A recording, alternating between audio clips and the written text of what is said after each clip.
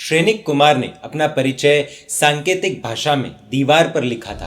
अभय कुमार ने जब वह पढ़ा तो अभय कुमार तुरंत ही समझ गया कि मेरे पिता राजगृही नगरी के महाराजा श्रेनिक है और वे वहां राजमहल में रहते हैं। अभय कुमार ने कहा, माँ, मैं अपने पिता के पास जाना चाहता हूँ। माँ ने कहा, बेटा, तू जाएगा तो मैं भी साथ चलूंगी। मैं यहाँ अकेली रहकर क्या करूंगी? सुनंदा ने अपने माता पिता को सारी बात कही। छोड़ने की इच्छा न होते हुए भी आखिर माता पिता ने सुनंदा व अभय कुमार को राजगृही की ओर जाने की अपनी सहमति प्रदान कर दी और एक दिन सुनंदा और अभय रथ में आरूढ़ होकर राजगृही नगरी की ओर चल पड़े। कुछ ही दिनों में सुनंदा व अभय राजगृही नगरी के बाह्य उद्यान में पहुंच गए। अभय ने कहा कि माताजी, आप यही उद्यान में रहो, मैं नगर में घूम कर आ जाता हूँ।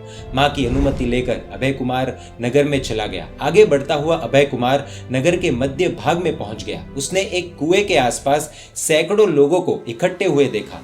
अभय को खूब आश्चर्य हुआ कि आज कोई पर्व या मेला है क्या। अभय ने किसी को पूछा कि यह इतने लोग क्यों इकट्ठे हुए हैं। उसने कहा कि यहाँ के महाराजा श्रेनिक हैं, उनके दरबार में 499 मंत्री हैं। वे उन सब मंत्रियों के ऊपर एक महामंत्री को नियुक्त करना चाहते हैं और उनकी इच्छा है कि महामंत्री खूब बुद्धिशाली हो और प्रतिभावान हो। ऐसे महामंत्री की शोध के लिए उन्होंने प्रजाजनों के सामने एक समस्या रखी है।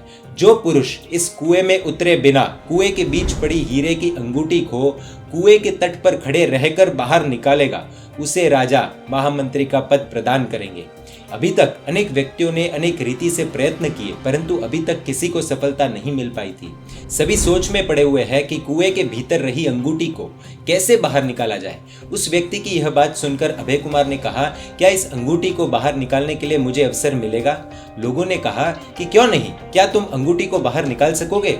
अहो, इसमें क्या बड़ी बात है, यह तो मेरे लिए बहुत आसान बात है। अभय की यह बात सुनकर वह व्यक्ति अभय को कुएं के तट पर ले गया। अभय ने सभी लोगों को कहा, आप सब अपनी बुद्धि आजमा लो, सबसे अंत में मैं अपना प्रयत्न करूंगा।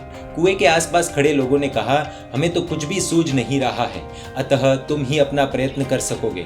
अभय ने कुएं के आसपास के क्षेत्र में नजर दौड़ाई। अचानक ही उसने थोड़ी ही दूर पड़े गाय के गोबर को देख लिया। वह अपने हाथों में गोबर लेकर उस सूखे कुएं के पास आया और उसने निशाना ताक कर वह गोबर को कुएं में पड़ी अंगूठी पर डाल दिया। वह अंगूठी उस गोबर में चिपक गई। उसके बाद पास में रहे अरहट के पानी को कुएं तक लाने के लिए एक नाली बना दी। अरहट का पानी उस सूखे कुएं में गिरने लगा। थोड़ी ही देर में वह कुआं पानी से भर गया। अंगूठी से युक्त वह सूखा कंडा तैरने लगा और जैसे ही ऊपर आया, अभय कुमार ने अपनी ओर खींच लिया और अपने हाथों से उठा लिया। उसने उस कंडे में फंसे अंगूठी को बाहर निकाल दिया। अभय कुमार की इस बुद्धि और चतुराई को देखकर लोग दंग रह गए। सभी लोग इस छोटे से बालक की जबरदस्त प्रशंसा करने लगे। थोड़ी ही देर में श्रेनिक महाराजा स्वयं वहां उपस्थित हो गए। राजपुरुषों ने इस छोटे से बालक की तरफ इशारा कर श्रेनिक महाराजा को बतलाया।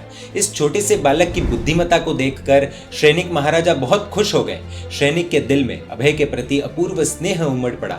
उन्होंने उस बालक से पूछा, तू कहां से आया है? बालक ने उत्तर दिया कि मैं बेना तट से आया हूँ। राजा ने पूछा कि क्या तुम उस नगर में रहने वाले धन सेठ और उनकी पुत्री सुनंदा को पहचानते हो?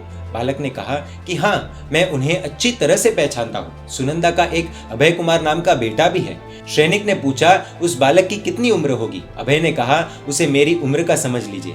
क्या तू उसको पहचानता है? मैं उसे अच्छी तरह से पहचानता हूँ। राजा ने पूछा, वह अभी कहाँ है? अभय ने जवाब दिया कि वह अपनी माँ के साथ उद्यान में आया हुआ है। श्रेनिक को जैसे ही उस बालक द्वारा अपनी पत्नी व पुत्र के आगमन के समाचार मिले, वह अत्यंत ही खुश हो गया। वह उस बालक के साथ नगर के बाहर उद्यान में आ गया। श्रेनिक ने अपनी पत्नी सुनंदा को देखा और सुनंदा ने अपने पति श्रेनिक को। दोनों की आंखें परस्पर मिली। दोनों के हर्ष का पार नहीं रहा। श्रेनिक ने सुनंदा को पूछा कि अपना बेटा कहाँ है? तभी सुनंदा ने अभय की ओर इशारा करते हुए कहा कि यही तो अपना बेटा अभय है, क्या आप उसे पहचान नहीं पाए? श्रेनिक ने कहा कि यह तो बोल रहा था कि सुनंदा का बेटा सुनंदा के साथ में है। श्रेनिक ने अभय को पूछा, तुमने ऐसा गलत जवाब क्यों दिया? अभय ने कहा, मैं हमेशा माँ के दिल में रहता हूँ, अतः मैंने सच ही कहा था। अभय की इस चतुराई को देख श्रेनिक बहुत खुश हो गए। बड़े भव्य महोत्सव के साथ श्रेनिक महाराजा ने सुनंदा और अभय का भव्य नगर प्रवेश करवाया और खूब उत्साह के साथ अभय कुमार को 499 मंत्रियों के ऊपर महामंत्री का पद प्रदान कर दिया। मंत्री पद पाने के बाद भी अभय ने अपना शिक्षण चालू रखा। थोड़े ही समय में वह शस्त्र व शास्त्र कला में निपुण बन गया। यहाँ पर एक विषय पर हमारा ध्यान जाना बहुत जरूरी है कि श्रेनिक महाराजा जब छोटे थे तब उनके पिता ने उन्हें शस्त्र व शास्त्र दोनों क्षेत्रों का शिक्षण करवाया था। अभय कुमार को महामंत्री पद पर स्थापित करने के बाद इनको भी शस्त्र व शास्त्र दोनों क्षेत्र का ज्ञान दिया गया, यानी कि उस समय सिर्फ पुस्तकों तक सीमित नहीं रखते थे, हर तरह का ज्ञान देते थे, क्योंकि न जाने कब किस स्थिति में कैसी परिस्थिति उत्पन्न हो जाए और कौन से ज्ञान की आवश्यकता पड़ जाए।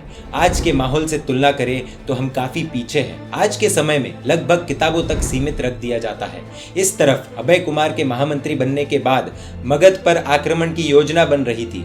तब अभय कुमार ने क्या किया वो हम देखेंगे अगले भाग में। देखने के लिए आपको Jain media YouTube channel subscribe कर नोटिफिकेशंस के लिए बेल आइकन प्रेस करना होगा।